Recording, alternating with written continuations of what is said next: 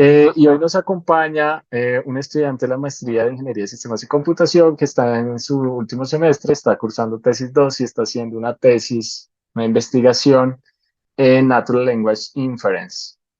Para los que no sepan de qué se trata, pues Joan está aquí precisamente para explicarnos. Y algo que creo que es interesante para los que están haciendo potencialmente tesis o trabajos de investigación es el dataset que él ha estado recolectando para esta tarea, que es bien amplio, como lo va a mostrar en un momento. Y pues también otra cosa interesante es que esta es una tarea difícil y Joan les va a contar, bueno, por qué esta tarea es difícil. Entonces, bienvenido, Joan, muchísimas gracias por tu asistencia, muchísimas gracias por aceptar la invitación y adelante. Listo, gracias. Pues me gusta mucho estar por acá. Entonces, listo, ahí pueden ver la presentación, ¿cierto? Sí, Listo. ahí la estamos viendo, Entonces, Joan. listo. Pues como comentó Rubén ahorita, estoy trabajando con Natural Language Inference, pero en particular lo estoy haciendo para probar, pues digamos, cómo funcionan este tipo de modelos en español y con una configuración multigénero. Ya lo vamos a ver. Pues digamos que la tesis de maestría la estoy desarrollando yo. Hay una tesis de pregrado que también hace parte del proyecto y pues el director es Rubén.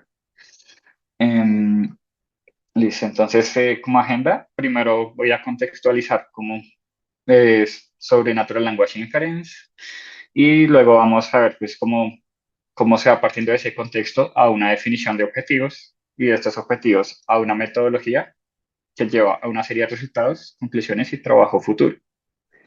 Entonces, si para poder entender qué es Natural Language Inference, pues lo primero, la forma más fácil de entenderlo es como observando una serie de ejemplos. Entonces, para Natural Language Inference, lo primero que necesitamos son parejas de oración. Como pueden ver, acá tenemos cuatro parejas de oraciones, donde cada pareja está resaltada en un color y tiene pues un número asignado. Entonces, pues si ustedes le dedican un tiempo como a observar cada pareja de oraciones, se puede ver que la primera oración tiene algún tipo de relación con la segunda oración. Entonces, por ejemplo, la primera oración eh, es la primera, la verde, ¿cierto? Dice, el gato es bonito. Y la segunda oración de ese par dice, el gato es adorable. Pues digamos que uno podría decir que esas oraciones que casi que están diciendo lo mismo, ¿cierto? Entonces, puede haber un tipo de relación en el cual dos oraciones significan semánticamente lo mismo, tienen significados similares. En el segundo caso, vemos dos oraciones que se contradicen, ¿cierto? Es otro tipo de relación.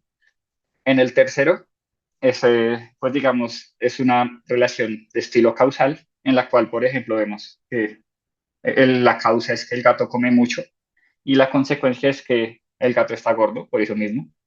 Y en la última, la que tenemos es dos oraciones que, pues digamos, a menos de que sea un contexto súper específico, no encontramos una relación entre esos pares de oración. Entonces, pues partiendo de esos ejemplos, lo que tenemos en Natural Language Inference es que es la tarea de identificar el tipo de relaciones entre oración. ¿Por qué es útil esta esta área de Natural Language Inference? Pues digamos que se puede utilizar dentro de tareas más específicas como question answering. Por ejemplo, yo puedo encontrar la respuesta que se relaciona a una pregunta, tratando las dos como oraciones, y también se puede utilizar en information retrieval para encontrar, por ejemplo, textos o información relevante que corresponda a un corpus mucho más grande. Entonces, de los tipos de relaciones entre oraciones que generalmente tenemos, están entailment, que es como prácticamente quieren decir lo mismo, están relacionadas, contradicción, en la cual la primera contradice a la segunda, y neutral, en la cual las dos oraciones no tienen nada que ver. Em, Listo, entonces para poder trabajar con Natural Language Inference es necesario, pues digamos, tener un mecanismo de representación de las oraciones que pueda entender la máquina. Para estas representaciones, pues en el estado del arte existen muchas aproximaciones, muchos modelos que de pronto ustedes ya conozcan. Entonces, las primeras aproximaciones pueden ser reglas léxicas o alguna serie de features, bueno, pueden ser conceptos de palabras, ¿cierto? O, pues digamos, pueden establecerse relaciones entre palabras y con eso hacer otra estructura más compleja. Otra segunda aproximación para la representación semántica que es bastante popular en estos momentos es la representación contextual, en la cual lo que se tiene es un mecanismo de atención. Pues digamos, para resumir un poco el funcionamiento, lo que se hace es observar, por ejemplo, digamos, de la primera oración, que es lo relevante para poder pues, interpretar el significado de la segunda relación, por ejemplo. Y pues digamos que ahí están los modelos BERT y en mayor medida hay algo que está muy de moda, los grandes modelos de lenguaje, LLM, Large Language Models, y pues también hay otra aproximación también tradicional que son pues modelos secuenciales que nos generan otra representación. Entonces, digamos que eso fue a nivel de modelos y ya viendo como lo que he revisado el estado del arte respecto a los datasets existentes, hay una serie de datasets que son, pues, por así decirlo, tradicionales y están en la parte izquierda. Entonces, todos esos datasets, como es, como suele suceder en este tipo de tareas, están en inglés y pues están enfocados como en una tarea muy específica. El primero está entrenado con texto de caption de imágenes, como esta imagen dice tal cosa. El segundo trata de mejorar el primer dataset utilizando una aproximación multigénero. Aquí tenemos en cuenta que multigénero, pues tal como lo veíamos en el colegio, un género es una forma de escribir las cosas. Entonces, por ejemplo, digamos, hay un ensayo, ¿cierto? Hay otros tipos, bueno, por ejemplo, qué sé yo, poesía, otros discursos, otro tipo, digamos, varias formas de escribir. Y lo que hace este segundo dataset es como tratar de mejorar el performance del primero para que generalice con muchos más géneros, aparte de las captions de imágenes. El tercer dataset es una versión multilenguaje del MLA, pues digamos que este también incluye una parte de español, pero pues ya les muestro por qué se desarrolla mi trabajo también. Y pues tenemos otros datasets adversarios. En la parte derecha podemos ver que existen pues modelos como que utilizan aproximaciones como las que ya hemos visto, pero según algunas fuentes del estado del arte, por el momento los modelos que están dando mejor rendimiento son los basados en transformers, como los BERT y últimamente los grandes modelos de lenguaje. Entonces, digamos que aparte de utilizar modelos para clasificar, también se tiene en el estado del arte que existen mecanismos para evaluar el rendimiento de estos modelos y el rendimiento de los datasets, como qué tan bueno es un dataset.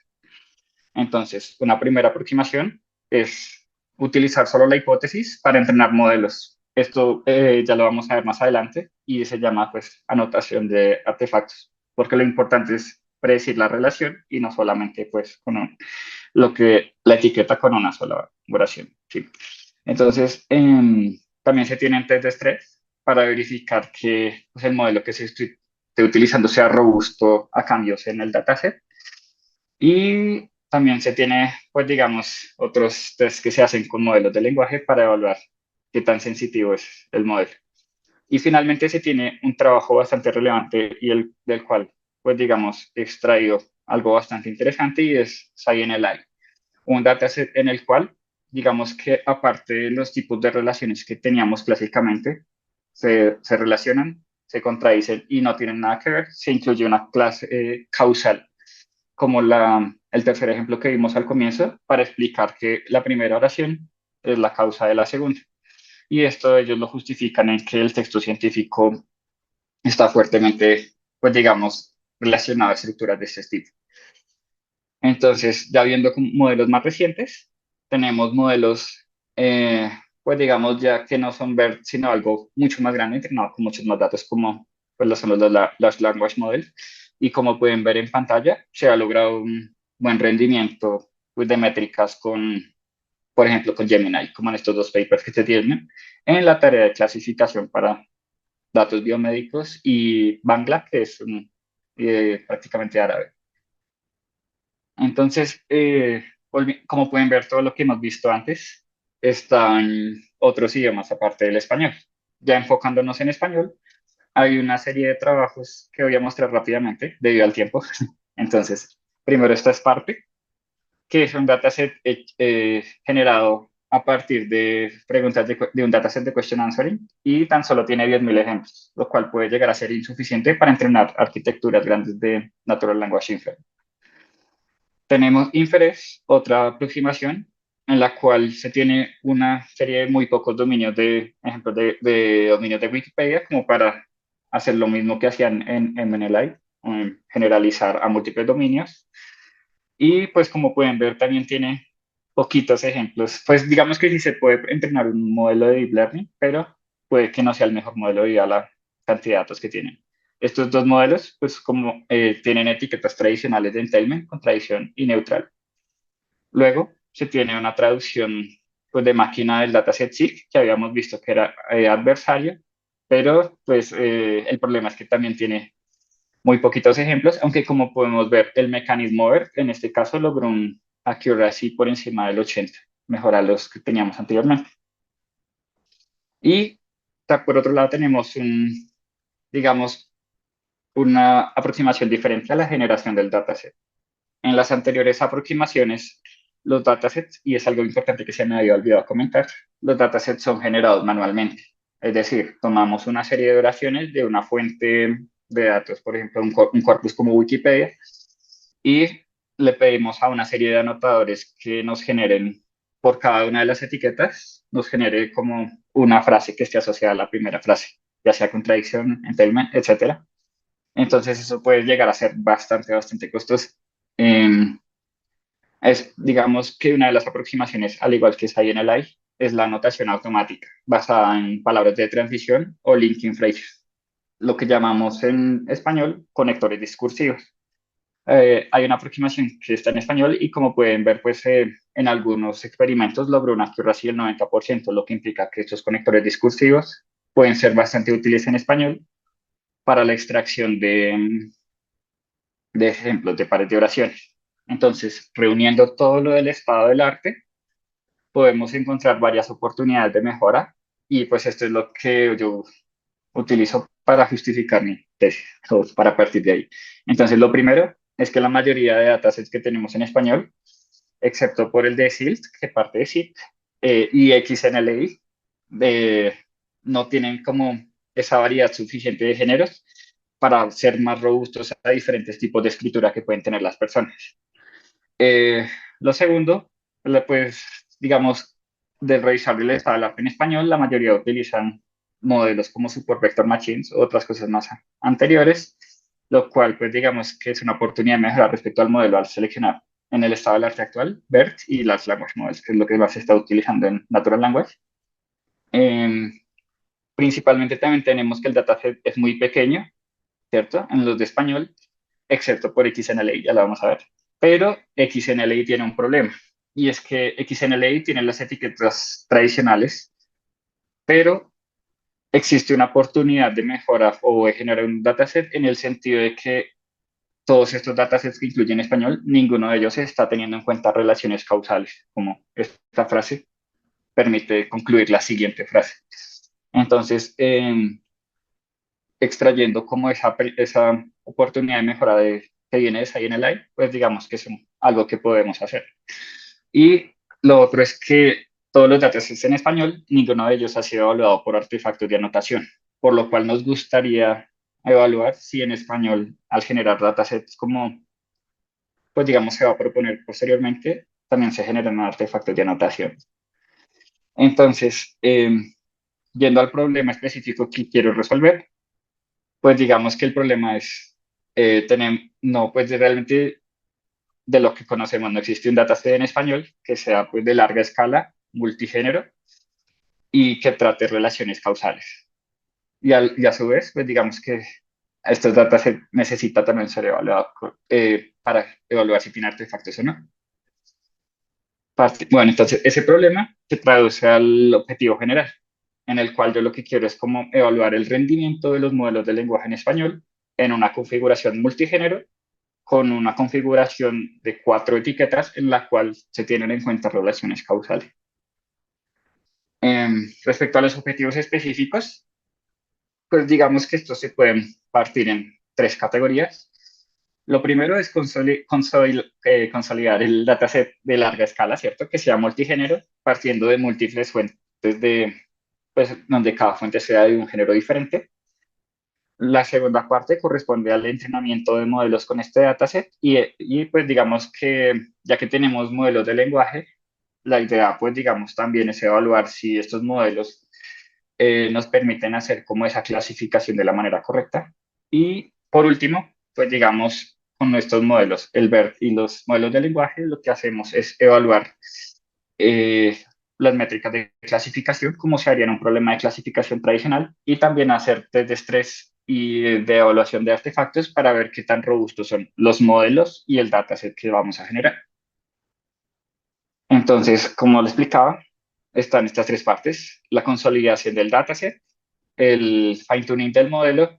Digamos que para los modelos BERT es un fine-tuning tradicional, lo cual quiere decir, ya tenemos un modelo preentrenado con un dataset gigantesco y lo entrenamos por unos pocos epochs más con nuestro dataset para que, pues digamos, aprenda a clasificar entre nuestras cuatro clases. Y para los modelos de lenguaje, pues realmente lo que vamos a evaluar es cómo, o encontrar más bien un prompt efectivo para que, pues digamos, nos permita clasificar de la mejor manera. Y en la evaluación nos partimos en tres categorías que son la evaluación de métricas de clasificación tradicional, evaluación de artefactos de anotación, que ya lo vamos a ver, y pues digamos también buena anotación y estrés, y la comparación contra el estado del arte, como XMLI, por ejemplo. Entonces, para poder desarrollar nuestro problema, pues digamos, ya tenemos una definición más formal de nuestras clases, que parte de la definición que está ahí en el AI. Pues la primera es la clase contrasting, que ya pueden ver que es como para, eh, pues digamos, la segunda oración que contradice la primera o limita su significado. La reasoning, que es para relaciones causales. La primera es la causa de la segunda. Entailment, que digamos, las dos oraciones quieren decir lo mismo o es una generalización o una especificación una de la otra. Y neutral, en la cual, digamos, tratamos de encontrar oraciones que son semánticamente independientes. Entonces, esto digamos que es como la base teórica, pero ya llega un punto en el cual debemos definir cómo hacer la extracción de estos ejemplos. Para lo cual lo que hacemos es, tenemos un pipeline de extracción de datos. Entonces, en esta metodología, lo que hacemos es enfocarnos en los conectores discursivos, como hablábamos previamente. Como pueden ver en la diapositiva, lo que tenemos es un párrafo extraído literalmente de Wikipedia.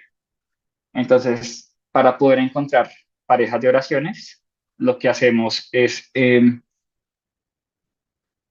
dicen que se fue el volumen, si están escuchando. Sí, sí, sí, Sí, todo Ah, te bien, listo. Joan. escuchamos. Vale, gracias. Sí, sí, escuchamos.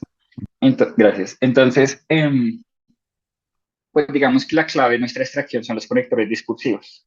Entonces, tenemos, por ejemplo, digamos en este párrafo, tenemos el conector discursivo sin embargo. Lo que sigue después del sin embargo, ¿cierto? Corresponde a la segunda oración del par o la hipótesis. Y lo que está antes señalado en verde es la primera oración. Entonces, digamos que acá tenemos una pareja en la cual tenemos una relación de tipo contrasting. ¿Por qué contrasting? La hipótesis que se maneja en SciNLI y la misma que yo estoy utilizando es que un conector discursivo está asociado, cada conector discursivo, perdón, está asociado a una categoría de relación en Natural Language Inference. Entonces, por ejemplo, sin embargo, está asociado a todas las parejas de oraciones que tienen que ver con la clase contrasting, contradicción. Y como pueden ver acá, entonces acá, pues digamos que él buscó cerrar siglo XXI, ¿cierto? En la primera oración y en la segunda oración lo que nos están es limitando el significado de la primera porque nos dicen que siglo XXI no cerró, sino que sobrevivió a ese intento de desaparecer. Entonces, así lo hacemos como para una serie de conectores discursivos que tenemos, como los que vimos en la tabla de definiciones. Y pues digamos que eso nos sirve para contrasting, reasoning y entailment, pero nos haría falta las conexiones neutrales. Entonces, en nuestro dataset lo que hacemos es, por ejemplo, esta primera frase que tenemos suelta, la emparejamos con alguna otra frase que puede ser, por ejemplo, esta última frase que está suelta. Y pues ahí tenemos varias estrategias de asociación de frases neutrales. Entonces, por ejemplo, que la primera esté asociada a alguna pareja ya relacionada, como está verde, y una oración que no tenga nada que ver. Lo mismo con la segunda y otra que no tenga nada que ver. O, pues, digamos, dos oraciones que nunca estuvieron relacionadas también se emparejan para generar otro ejemplo de relación neutral. Ya yendo a los modelos específicamente, nosotros decidimos irnos por así decirlo, tres familias de modelos. Un XGBoost, que nos sirve como un baseline trivial para evaluar qué tan bien serviría el modelo con una representación tradicional, como lo es la bolsa de palabras. Esto quiere decir, utilizamos un modelo de ensamble de árboles para tratar de predecir a partir de conteos de palabras el tipo de relación que hay entre las dos oraciones. Listo. Para ir a algo más avanzado, tenemos entonces los modelos BERT, que han sido extensivamente utilizados recientemente para este tipo de tarea en el estado del arte. Y pues se enfocan, como vimos antes, en mecanismos de atención y tienen como entrada ya, pues literalmente las palabras, pero en forma de toque, como para generar una representación semántica un poco más fuerte. Y ya yendo como un poquito más cerca como a lo que realmente se está utilizando ahorita en el Salart y lo que está de moda, por así decirlo. Tenemos los Large Language Models, que también también se basan en Transformers, pues digamos que también utilizan tokens, pero se supone que están entrenados con un montón de datos bastante más masivo que el BERT. Entonces la hipótesis es que de pronto puede funcionar mejor o no. Eso pues lo tenemos que explorar. Respecto a las métricas de clasificación, hay dos que se utilizan principalmente en el estado del arte, el accuracy, ya que los datasets son balanceados y es que vamos a generar también, pues simplemente lo que hacemos es contar cuántos ejemplos fueron etiquetados correctamente por el modelo sobre el total, y el score F1, que es como un promedio entre los dos tipos como de error, por así decirlo, que se presentan, como cuántos falsos positivos y cuántos falsos negativos se tienen, y pues a partir de eso como que se calcula qué tan bien le funciona el modelo en términos generales. Em, Respecto a lo que hablaba, digamos que nos queda por hablar de los artefactos de anotación. Entonces, los artefactos de anotación, eso consiste en que pueden haber palabras que nos indican la etiqueta sin la necesidad de utilizar las dos oraciones. El solo utilizar una oración puede implicar que, pues digamos, el modelo realmente no está aprendiendo la relación semántica entre las dos oraciones, sino que solamente está utilizando algún criterio heurístico para poder hacer su tarea de clasificación bien. Entonces, por ejemplo, digamos que en un caso se podría tener que, por ejemplo, el 70% de las oraciones de la primera oración de la clase contrasting tiene la palabra no. Y el resto de ejemplos en las otras clases no tiene la palabra no.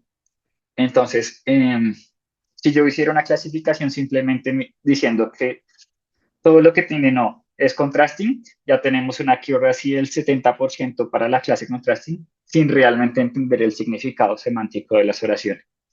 Entonces, por eso realmente es bastante importante este proceso.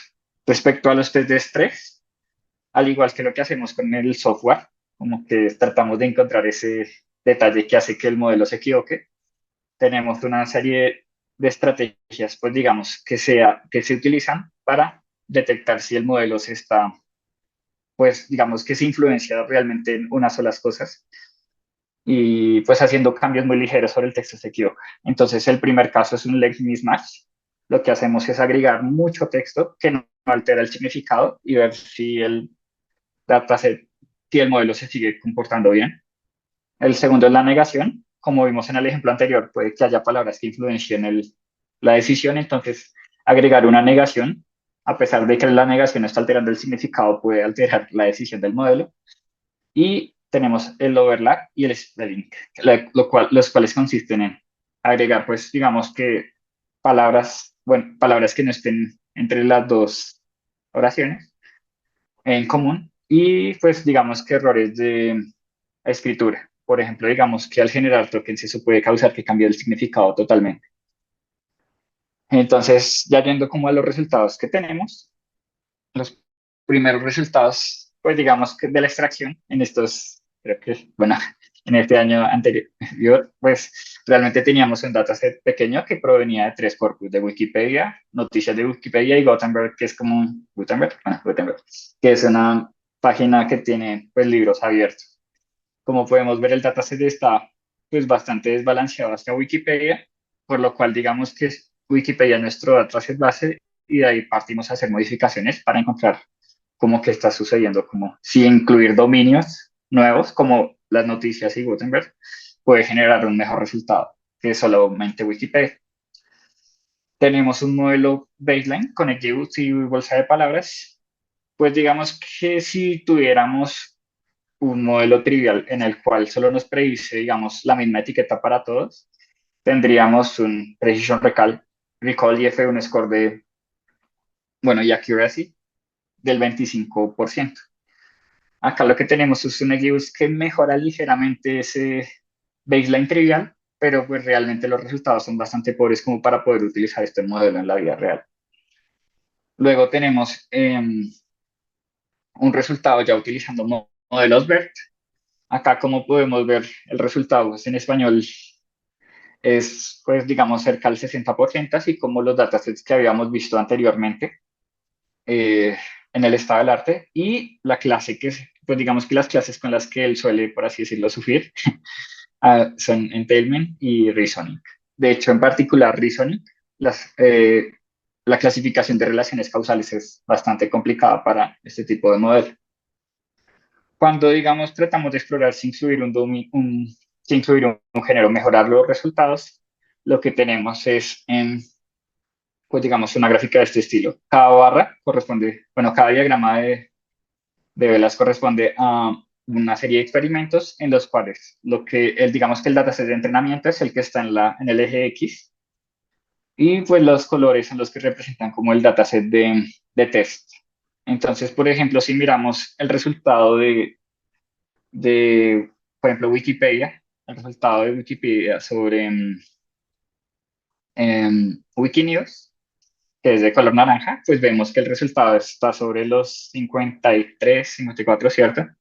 Y cuando le añadimos a Wikipedia la partecita de tren de Wikinews, ese, pues digamos que la media sigue como alrededor del mismo valor, pero podemos ver que la variación sube un poquito, entonces como que hay cierta mejora. Sin embargo, como podemos ver, el dataset pues está bastante desbalanceado, entonces es necesario hacer otros experimentos.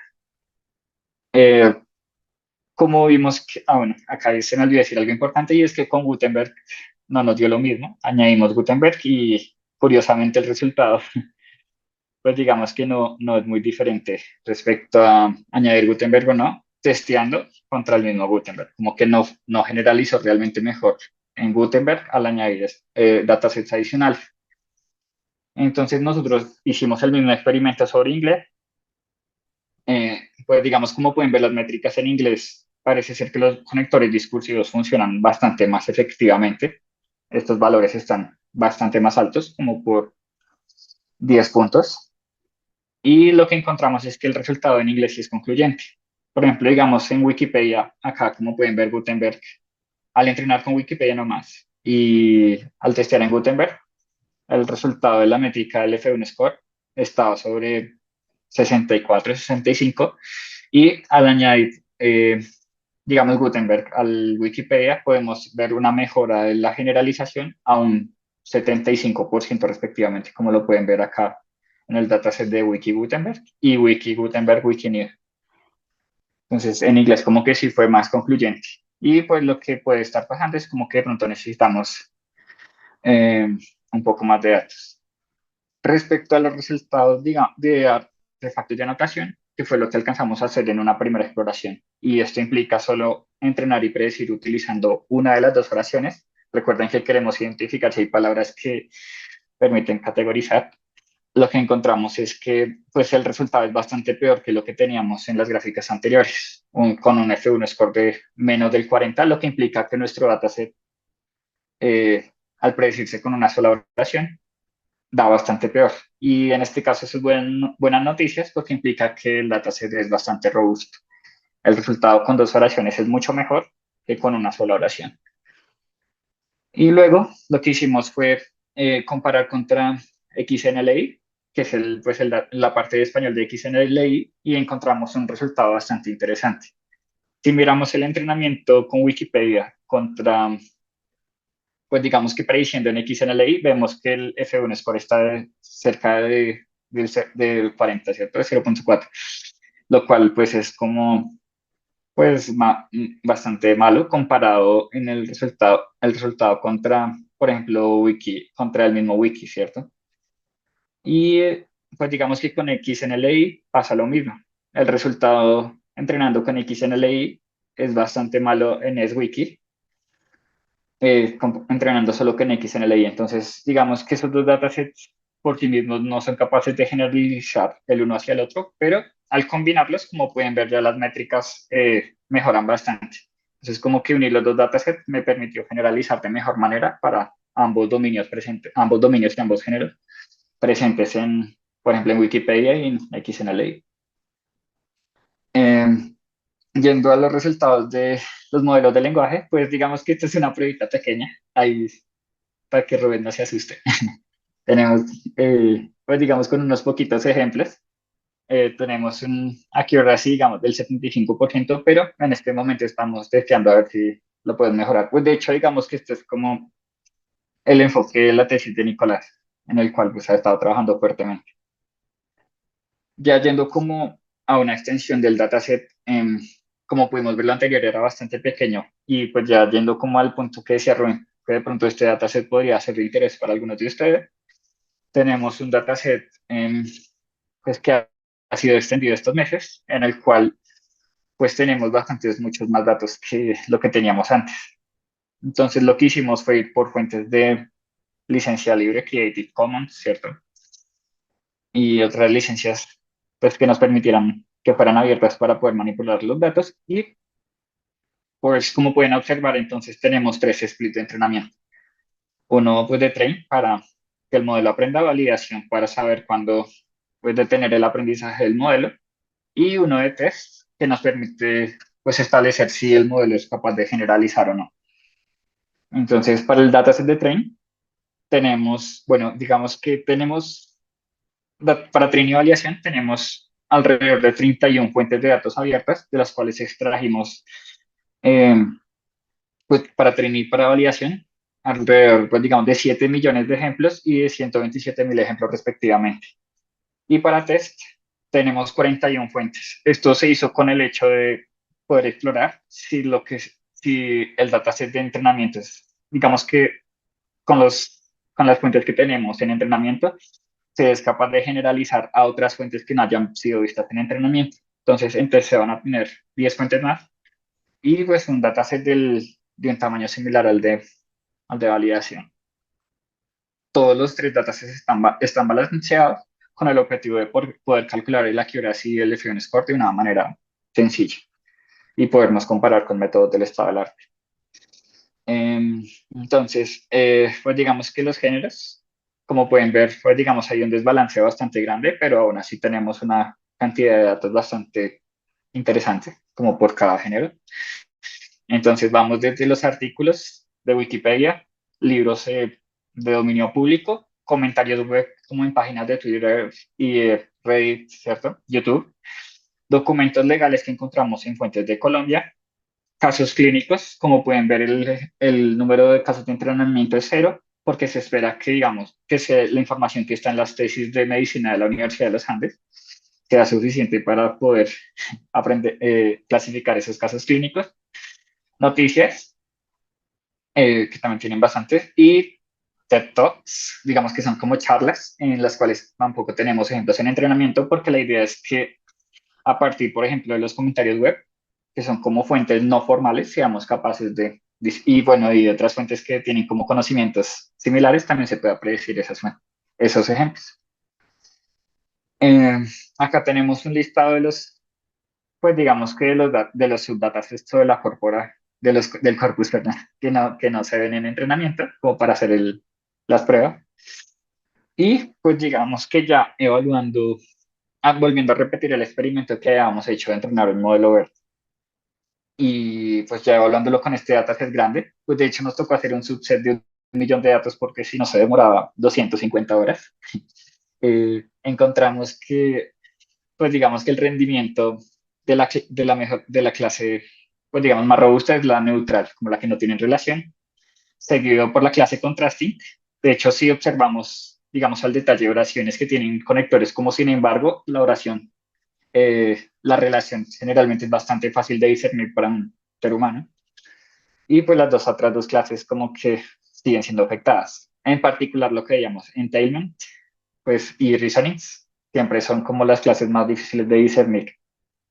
Viendo el resultado respecto a test de estrés, lo que tenemos es que estas dos clases, contrasting y entailment, son las más débiles respecto a, pues digamos, variaciones de estrés. Entonces lo que encontramos, por ejemplo, es que, digamos, al agregar eh, muchos caracteres que no afectan el significado, entailment se ve bastante fuerte, te hace afectada, ¿cierto? Baja casi en 12 puntos.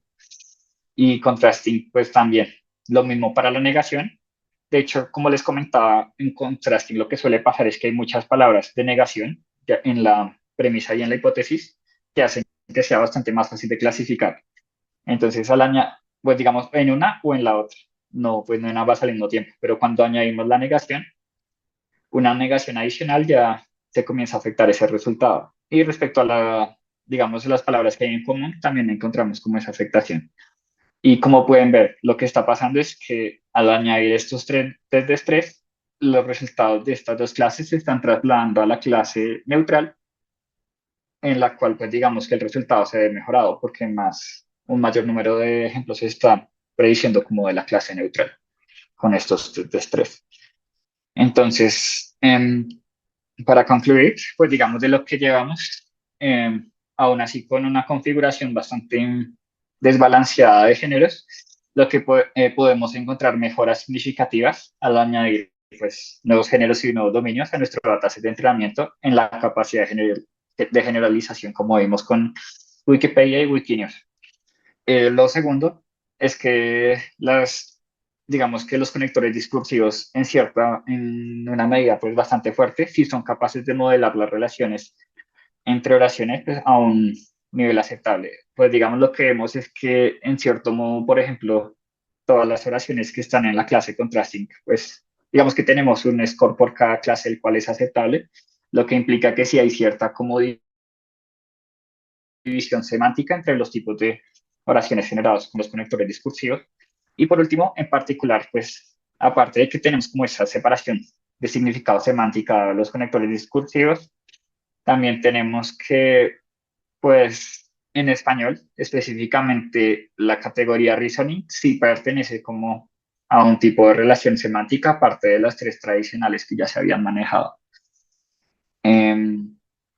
Pues digamos que lo que estamos trabajando ahorita es a partir de esas conclusiones y pues lo que notamos es que todavía nos falta trabajo, es que pues digamos necesitamos entrenar un poquito más de modelos para evaluar como en detalle qué es lo que está pasando con, por ejemplo, con los resultados que no dieron tan bien, ¿cierto?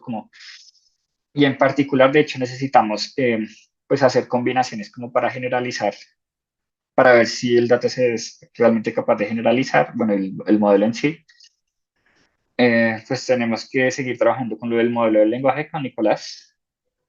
Y pues digamos que tenemos que, en particular, y algo que pues digamos nos recomendaron en un review de un paper, es que tenemos que ir al detalle de por qué se están clasificando de manera incorrecta ciertos ejemplos. Y eso nos puede dar una vista de cómo es el entendimiento de cada uno de los modelos que hemos elegido, como que está entendiendo para que elija mal las etiquetas. Y pues eso sería todo. Sí. Muchas No sé si gracias, hay Joan. preguntas. Muchas gracias, Joan. Sí, sí hay preguntas. Aquí en el chat hay una y ahorita pasamos si alguien más tiene alguna pregunta. Cristian te hizo una pregunta, quizás cuando todavía no había explicado lo de inglés, pero para que vuelvas otra vez sobre eso. ¿Por qué la importancia de hacerlo en español? ¿No sería un enfoque correcto tener un modelo que funcione en inglés y traducir las fuentes origen a dicho idioma? Ok, listo. Entonces, pues digamos que esa es una opción, pero la idea es que nosotros queremos probar las capacidades de generalización partiendo de español. O sea, pues digamos que si lo tuviéramos en inglés, realmente pues lo que tendríamos es, lo que estaríamos evaluando es la capacidad de generalización en Natural Language Inference, pero en inglés, y luego pues haríamos la traducción al español. Pero lo que queremos es como partir de que la base es que aprenda las relaciones semánticas que existen en español. Entonces, por eso es que el objetivo era como utilizar modelos que estén en español, aprender esas relaciones semánticas, entender por qué el modelo que parte de español está tomando esas decisiones y a partir de eso pues tomar una serie de conclusiones y también pues, dar el detalle de pasos a futuro. No sé si con eso queda claro. Yo creo que hay otro en los experimentos, y vuelve sobre los experimentos, tú hiciste añadir y quitar géneros en español y en inglés, y eso demuestra que no es igual los dos idiomas. Sí, bueno, eso también, por ejemplo, digamos sí, el ejemplo, el experimento que veíamos en inglés, pues digamos que en inglés como que el comportamiento de Gutenberg fue bastante diferente al de español. En Gutenberg en inglés con Gutenberg, al añadir Gutenberg la mejora fue bastante más significativa que en español. Entonces, de pronto digamos que como que hay fenómenos semánticos que pueden ocurrir en español y pues la mejor forma de verlo es como entrenando como directamente en español. Sí, Cristian, adelante. Eh, Estoy pensando. Processing, listo. ¿Hay alguna otra pregunta, Mateo? Yo, pues varias, más que todo con respecto a la generación de datos de entrenamiento. Por ejemplo, ¿no sería posible traducir automáticamente conjuntos de datos que estén en inglés ya etiquetados? Deben ser mucho más grandes. Y traducirlos y usar las etiquetas pues, originales y entrenar contra eso. O sea, quiero decir, traducirlo al español y entrenar contra el Ujú. conjunto de datos traducido. Sí, pues digamos que esa es una de las opciones. Eh, pero digamos que lo que también queríamos explorar era pues dos cositas aparte, como de pues la generalización en sí, ¿cierto? Pues digamos, una pues es y es creo que es lo más fuerte en este momento, es como la relación causal. La mayoría, por ejemplo, digamos XNLA es un dataset el cual no tiene en cuenta esa etiqueta de relación causal, solo tiene en cuenta contradicción, entailment y neutral. Entonces, digamos que la mayoría de datasets no tenía en cuenta la etiqueta reasoning. Pues digamos que sí se puede hacer con dos datasets en particular que tienen reasoning y están en inglés, el SciNLI y otro que es de los mismos investigadores llamado MSciNLI. Entonces sí, sí se puede hacer, pero por el momento digamos que lo que quisimos fue probar como también esa anotación automática a partir de español, a ver qué tal se comporta. Como con fuentes que estén originalmente en español. Esto también en el sentido de que a veces en la traducción se pierde como el estilo original del autor. Y pues lo que hablábamos ahorita al ver las gráficas del inglés, puede que la forma en la que escriban los autores en diferentes idiomas, a pesar de que se tenga el mismo género, sea diferente. Entonces queríamos como que ser lo más fieles al idioma que se está manejando, que es español. Pero estaríamos asumiendo que las relaciones que existen de causalidad en español son diferentes al inglés.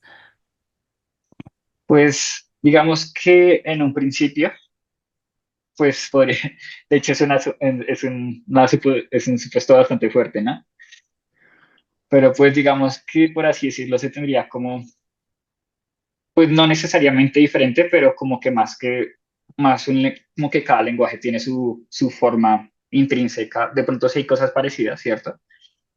Pero pues digamos que partiendo de que cada lenguaje tiene su semántica diferente, pues puede que sí sea diferente. Entonces, lo único que decimos es como el español actúa de una forma y el inglés de otra. No sabemos si es similar, pero actúan cada uno de su propia manera.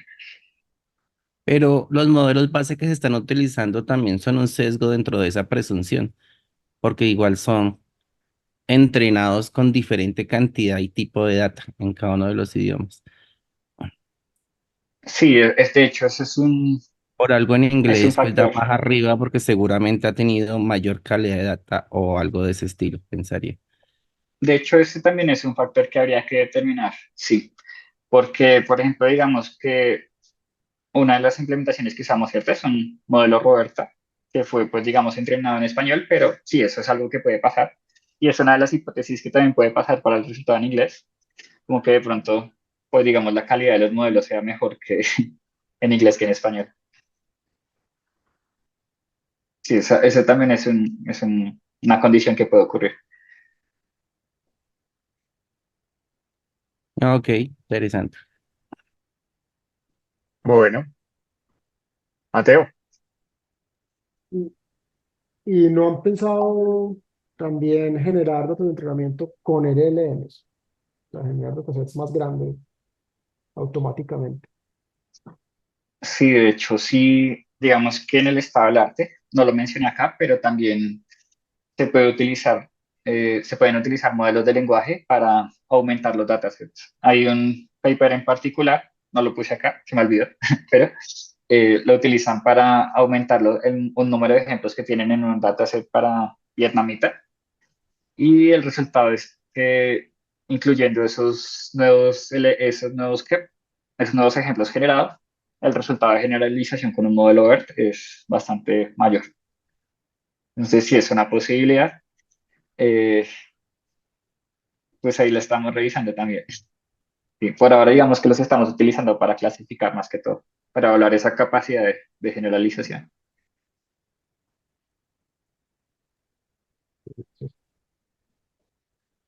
Bueno, yo terminé de contestar, Giovanni, para que lo tengas ahí. Una de las razones por las cuales no se traduce tanto en esta tarea y por la cual penalizan harto procesos de traducción, por ejemplo, si uno quisiera aplicar a una conferencia con este trabajo, es que las formas superficiales que se usan en traducción pierden, no necesariamente se preservan entre lenguajes y aquí esas formas superficiales son importantes.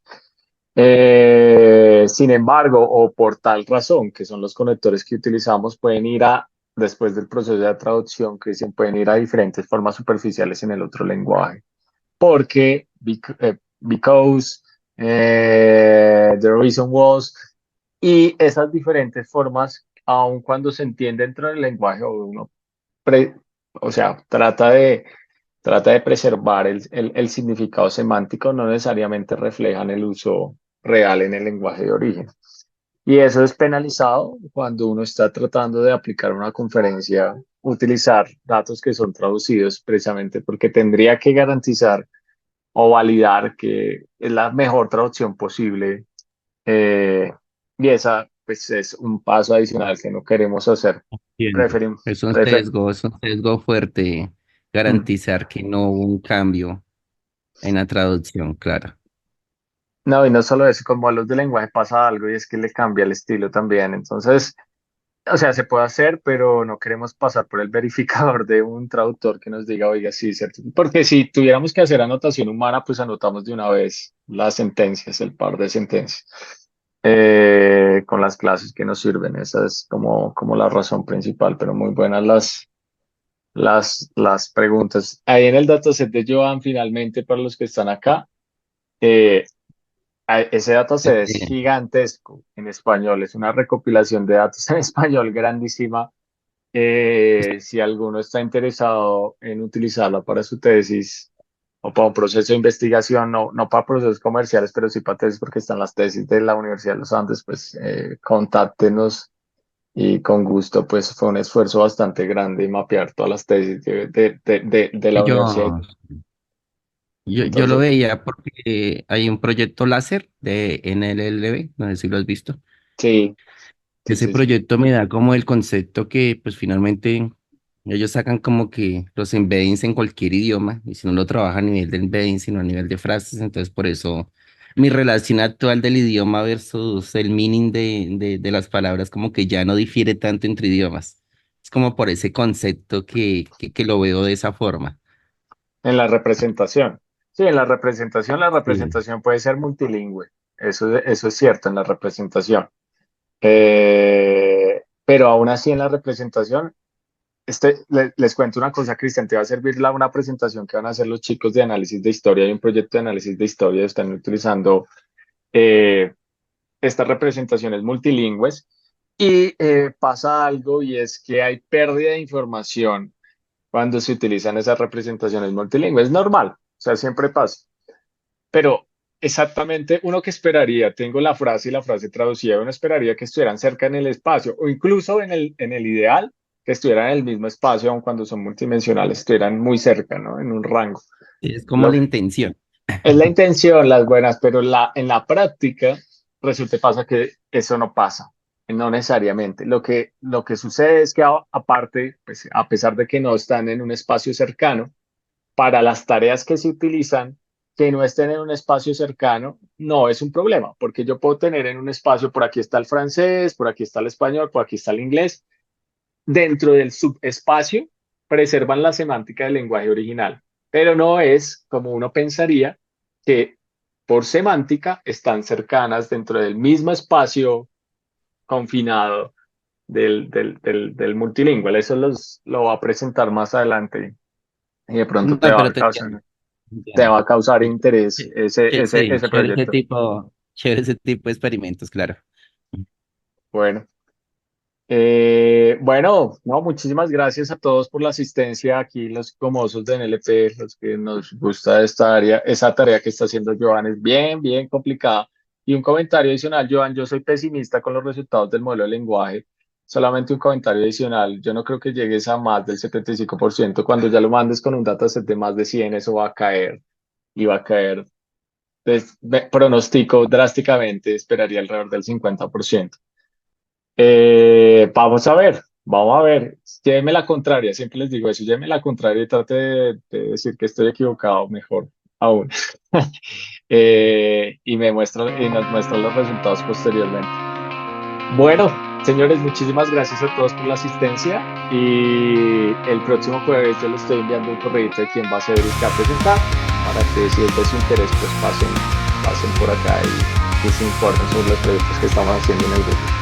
Muchísimas gracias a todos, que pasen buena resto de tarde, noche. Chao, chao. Gracias, Joan. Aprovecho la invitación. Chao, chao. Chao. Que vaya muy bien, gracias.